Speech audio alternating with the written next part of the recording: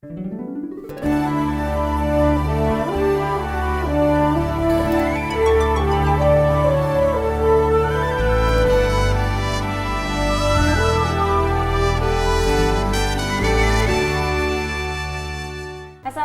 warahmatullahi wabarakatuh. Apa kabar pemirsa? Senang sekali saya Intan Erlita kembali menyapa Anda di Lentera Hati. Dan kali ini kami juga masih berada di Sekolah Tinggi Agama Islam Swasta Lantabur, Jakarta. Untuk edisi kali ini kami akan membahas mengenai urgensi istighfar. Ya mungkin masyarakat sudah sangat familiar dengan istighfar, tapi kita lebih maknai lagi. Sebenarnya istighfar itu maknanya seperti apa, kemudian artinya juga seperti apa. Untuk itu sudah ada narasumber yang hadir di sini, yaitu Bapak Dr. Haji Arif Al Imron MSc, dan beliau ini adalah Ketua Mubalik Indonesia. Assalamualaikum Bapak. Waalaikumsalam warahmatullahi wabarakatuh. Baik Bapak, kita akan membicarakan mengenai urgensi istighfar. Tapi sebelumnya mungkin Bapak bisa menjelaskan kepada pemirsa sendiri yang ada di rumah ini, makna harfiah dari istighfar itu apa Pak? Bismillahirrahmanirrahim. Innal hamdalillah nasta'inu wa nastaghfiruh wa na'udzu billahi min syururi anfusina wa min sayyiati a'malina.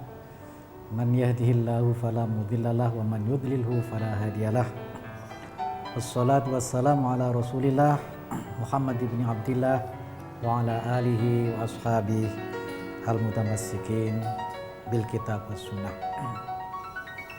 Pemirsa yang budiman, alhamdulillah kali ini kita bisa bertemu kembali dalam acara Lentera Hati.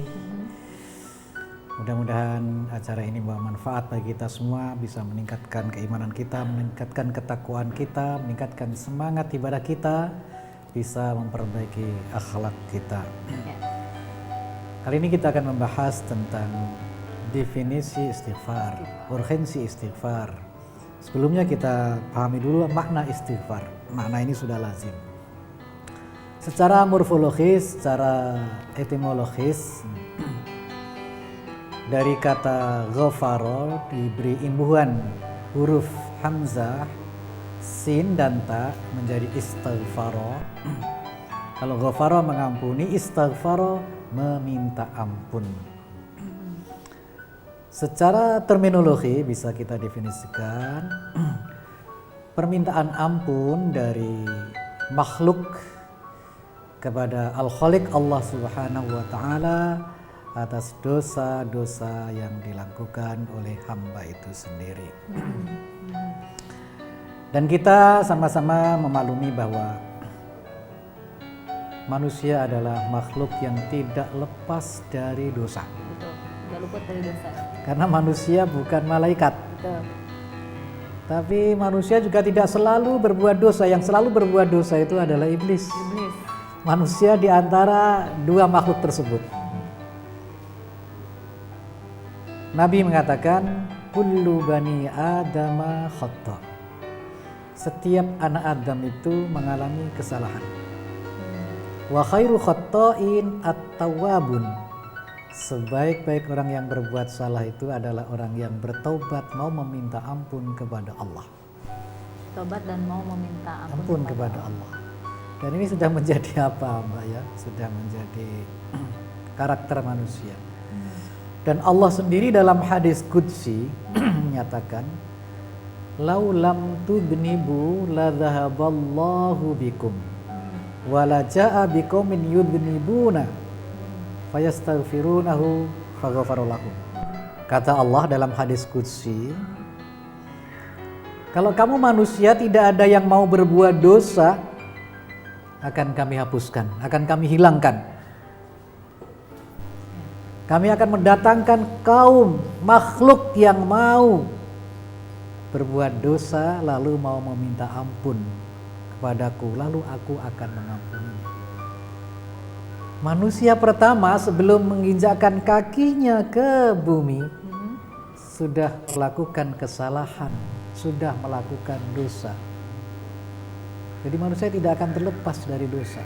Manusia tidak akan pernah luput dari dosa ya Pak. Tidak akan luput dari dosa. Sebenarnya kembali lagi ke tema kita, urgensi istighfar. Iya, itulah.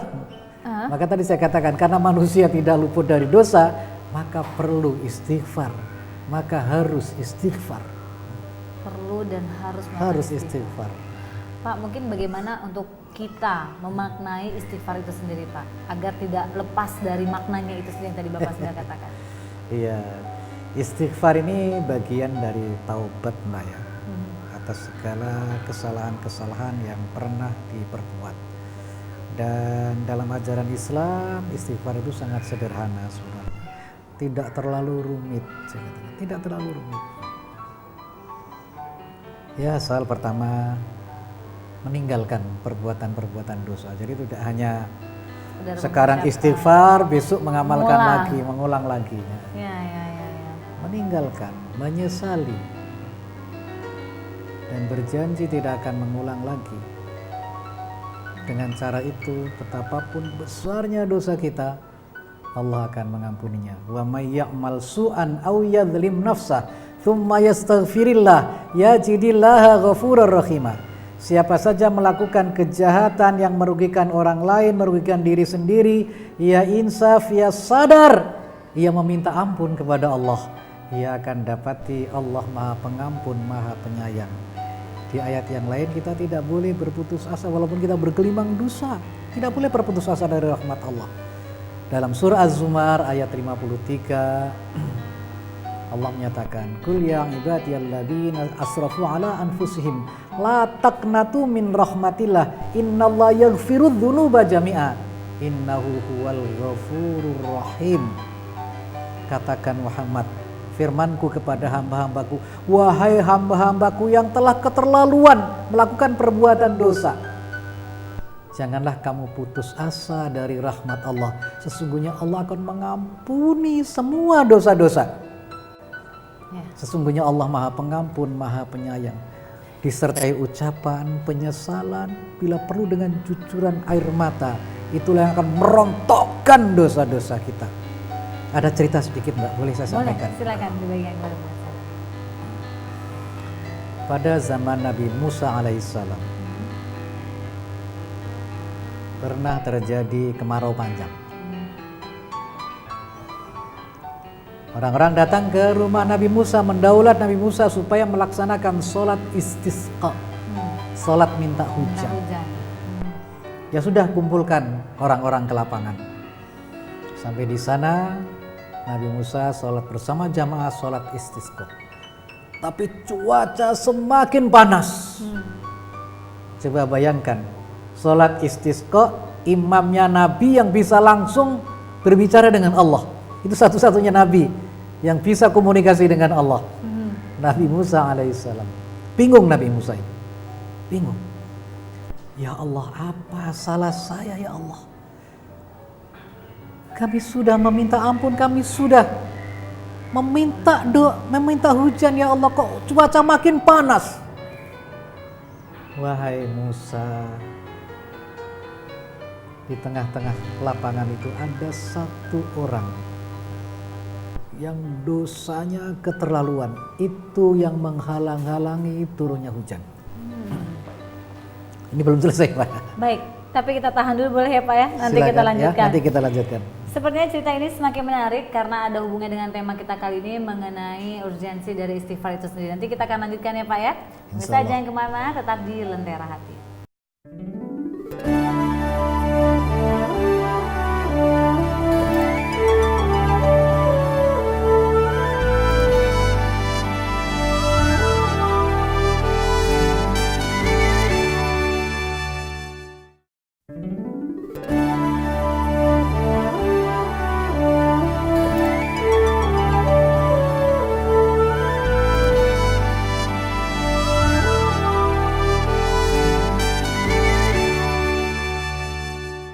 Kita kembali lagi di Lentera Hati dan kita masih akan melanjutkan cerita yang tadi sempat terputus Pak. Bagaimana kemudian belum dikabulkannya doa mereka karena ada satu orang di lapangan itu yang dosanya masih belum diampuni. Iya. Oke Mbak, para pemirsa yang budiman.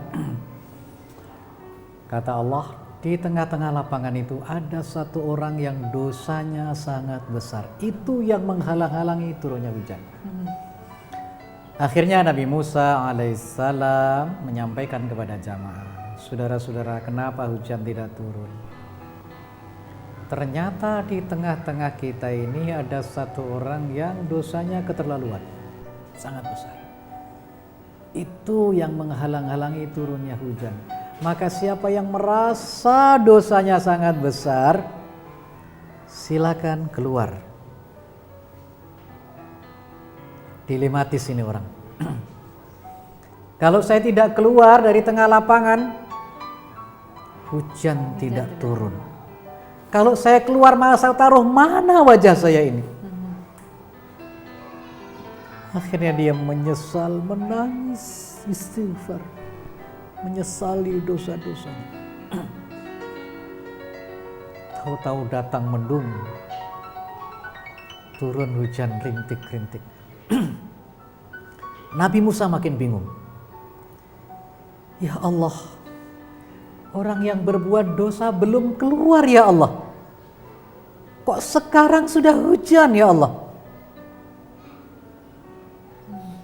Hai Musa, orang yang banyak dosanya itu sudah menangis, sudah menyesal, sudah istighfar, sudah minta ampun.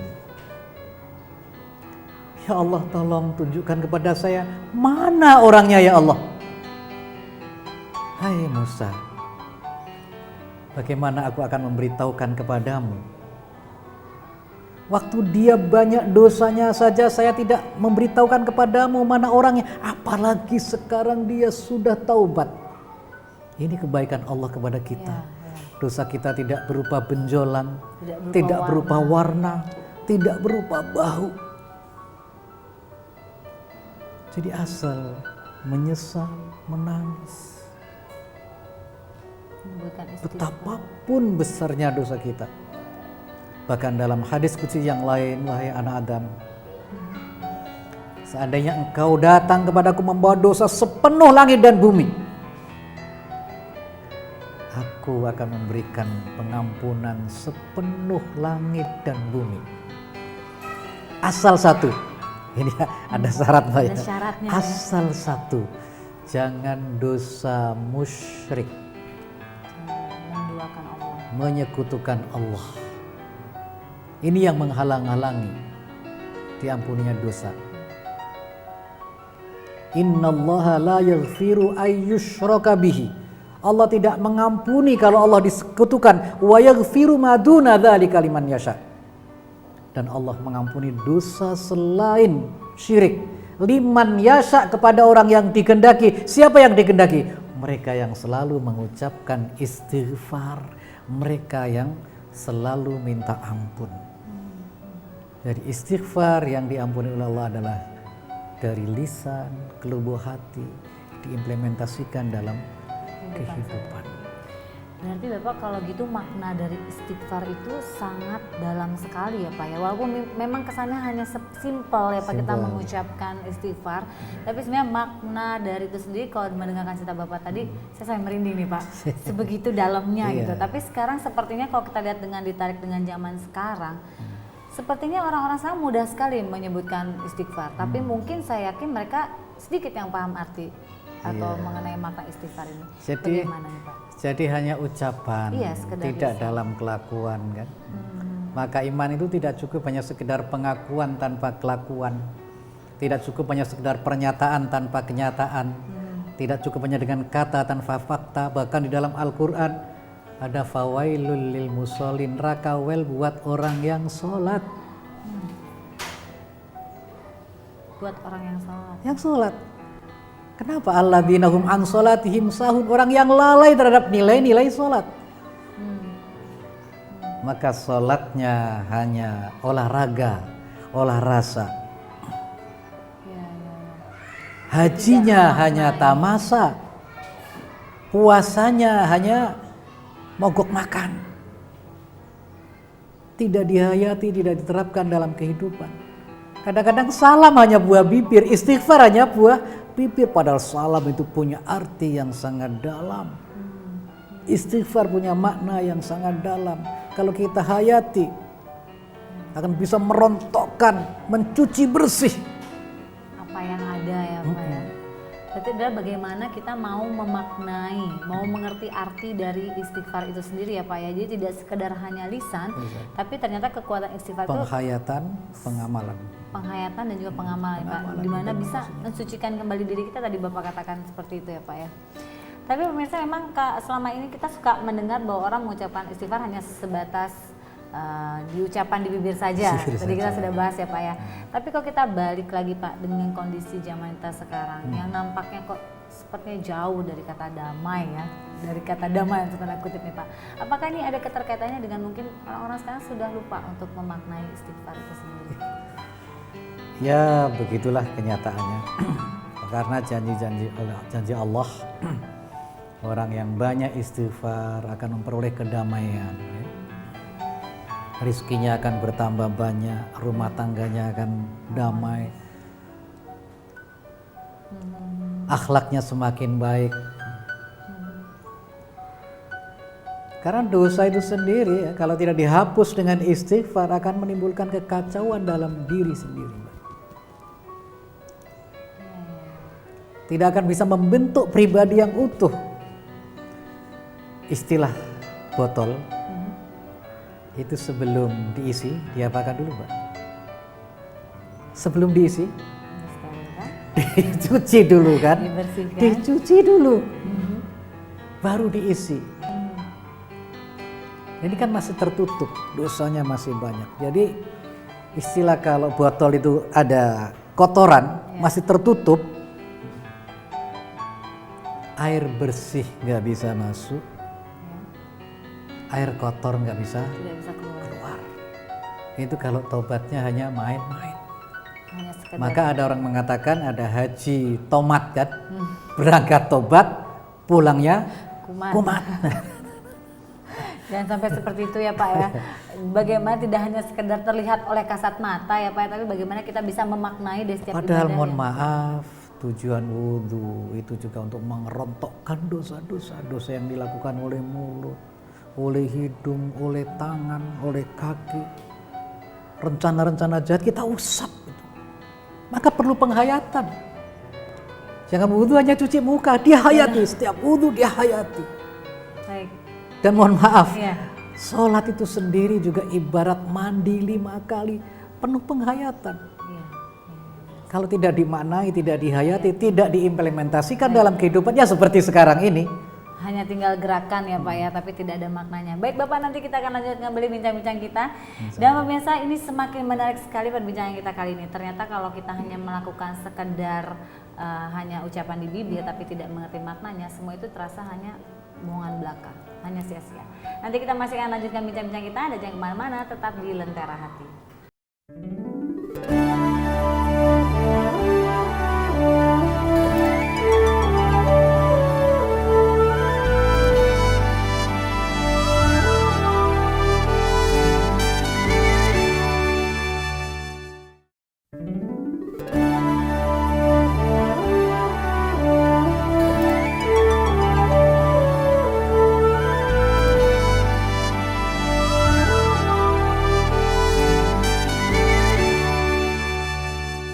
Ya, kembali lagi di Lentera Hati dan kita masih membahas mengenai urgensi istighfar. Dan ternyata sangat luar biasa makna dari sebuah istighfar. Yang mungkin selama ini pemirsa hanya melafalkan di bibir saja, tapi sebenarnya kalau kita mendengarkan tadi penjelasan dengan detail bahwa maknanya sangat-sangat luar biasa. Pak, kalau kita tarik lagi ke fenomena yang terjadi di bangsa kita nih, korupsi cukup banyak seperti tidak habis-habisnya, bencana alam juga seperti susul menyusul Pak. Ini ada keterkaitannya dengan minimnya seluruh masyarakat beserta pemimpinnya mengingat Allah, atau bagaimana menurut Bapak? Sekarang kita kita tanyakan dulu, apa yang menyebabkan manusia itu berbuat dosa? Mengapa ada korupsi, ada manipulasi, ada serakah dan lain sebagainya? Pada bulan Ramadan kemarin ada pertanyaan dari masyarakat. Katanya pada bulan Ramadan itu setan sudah diikat. Dikurung katanya Pak. Iya. Setan dibelenggu. Tapi korupsi masih merajalela, kejahatan merajalela, kemaksiatan merajalela. Itu hadisnya benar apa tidak Ustadz kan begitu. Ternyata hadisnya itu sangat sahih. Ya. Perlu disadari yang menyebabkan manusia berbuat dosa itu bukan karena setan. Setan itu hanya faktor kecil, faktor eksternal. Faktor yang sangat kuat itu faktor dari dalam. Dari dalam diri kita. Kalau ibarat kapal, ada kapal pakai motor, kapal pakai layar. Ya. Mana yang kuat? Yang pakai motor. Ya. Dorongan dari dalam. Maka walaupun setannya sudah diikat, korupsi jalan. Karena di dalamnya terus masih dari menggerakkan dalam. itu. Ya. Dari dalam. Ya, ya. Kita ada nafsu bahimiyah, nafsu serakah, Diserahkan. termasuk nafsu syahwat, itu nafsu bahimiyah. Ini ada pada setiap manusia. Maka bisa kita tundukkan dengan istighfar, dengan ibadah, dengan mencari kawan yang baik. Itu kuncinya sebenarnya. Itu kuncinya ya. Mencari lingkungan yang baik. Lingkungan berarti menentukan juga ya Pak ya, bagaimana. Sangat dominan. Maka pesan Nabi, aljar qobladar. Pilihlah lingkungan sebelum rumah. Pilihlah lingkungan sebelum rumah. Kalau kita mau membeli rumah, lihat dulu lingkungannya. Baik apa tidak. Walaupun rumahnya bagus, murah, lingkungannya rusak, jangan dibeli. Maka biasanya orang beli rumah itu yang dekat masjid, Ya. dengar adzan, dengar orang sholat. Lingkungannya Lingkungan. justru yang pertama kali sebagai faktor penentunya ya Pak ya. Orang baik-baik ya seperti mohon maaf kemarin kan, yang biasanya main badminton nggak pernah korupsi, setelah main golf baru bisa korupsi karena lingkungannya di golf itu banyak setannya juga ternyata. Lingkungannya ya Pak ya, yang Lingkungannya. membawa akhirnya ke sesuatu yang buruk ya Pak ya. Itulah. Bapak kalau menurut Bapak sendiri, seberapa kuat istighfar itu mampu menahan orang dari hasrat serakah tadi, hasrat ingin menang sendiri? Ya kita memang tidak hanya istighfar itu kan untuk membersihkan kesalahan-kesalahan dulu Mbak ya. Terus mengisinya tadi, mengisi dengan keimanan, ketakwaan, akan melahirkan sifat muraqabah, merasa diawasi oleh Allah. Istighfar itu bagian. Kita merasa selalu diawasi oleh Allah, menjadi polisi rohani yang sangat Selalu awas. ada, Ya. Maka istighfar, zikir itu menjadi polisi rohani. Bahwa di sana ada pengawasan yang tidak bisa dibendung dengan kekuatan apapun, yaitu pengawasan Allah Subhanahu wa taala. Ada contoh Mbak ya? Ya. Contoh orang yang melazimkan istighfar, melazimkan zikir kepada Allah, selalu ingat kepada Allah, merasa selalu diawasi oleh Allah. Contoh seperti penggembala kambing pada zaman Khalifah Umar bin Khattab. Diuji kepribadiannya oleh Umar. Wahai pengembala kambing, saya hari ini butuh kambing satu, jualah kambingmu kepadaku. Berapapun saya bayar. Maaf Tuan, ini kambing bukan kambing saya hanya seorang pengembala. Ini punya Tuan saya, bisa diatur. Bilang yang punya kambingnya dimakan serigala, uang masuk kantong. Memang yang punya kambing bisa saya tipu. Tapi ada yang tidak bisa saya tipu. Allah, aina Allah, Allah saya taruh mana? Menangis Umar. Coba kalau kepribadian pejabat kita dari lurah sampai presiden punya kepribadian seperti pengembala kambing ini. Nggak ada korupsi, nggak ada orang miskin di Indonesia ini. Akan sejahtera Indonesia ya Pak ya. Iya, sumber daya alam kita luar biasa. Bagaimana melihat kalau pemimpin mempunyai seperti diawasi oleh polisi rohani tadi ya, akan tercapai kesejahteraan bagi masyarakatnya sendiri ya Pak ya. Ya itu janji Allah seperti itu. Wa may yattaqillaha yaj'alhu makhrajan wa yarzuqhu min haitsu la yahtasib. Walau anna ahlal qura amanu wattaqu la fatahna 'alaihim barakatin minas sama'i wal ardh. Kalau penduduk negeri itu beriman, bertakwa, selalu beristighfar, selalu berzikir, selalu bersedekah, termasuk ya takwa itu punya cakupan yang sangat luas. Sangat luas. Kami buka pintu keberkahan dari langit dan dari bumi.